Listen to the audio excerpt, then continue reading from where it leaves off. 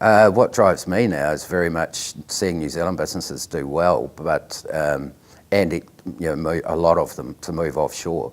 So for me, it's the mid-market and the SME businesses. It's seeing them get stronger. New Zealand's traditionally been too reliant on too few big companies. So the stronger we get there, the more jobs that are created, but the more stable the country becomes and the less risk it's at.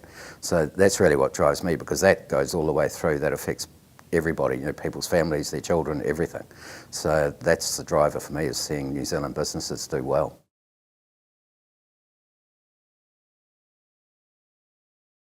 Hugely.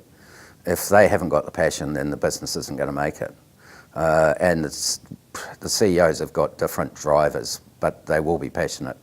So it's very much, they're very passionate about where they're trying to take the company and what they're trying to achieve.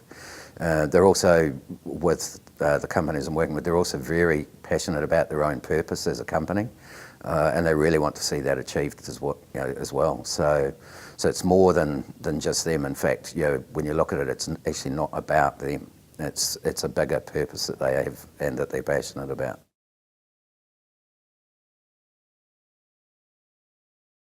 They get busy in doing too much in the business and they lose sight of it. So it's still the same old story of too much time in the business and not enough time on the business.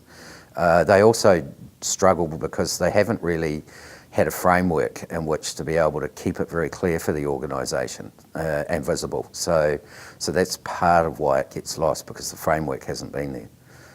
So putting the framework back, reigniting it, and then that's where it can make a big difference. It really starts to drive the growth of the company. I see so many businesses that haven't got the right structure, the right tools, too much in the business, not enough time on it, they're not having fun. So it's getting them to have those things in place and enjoy the ride. That's really what drives me.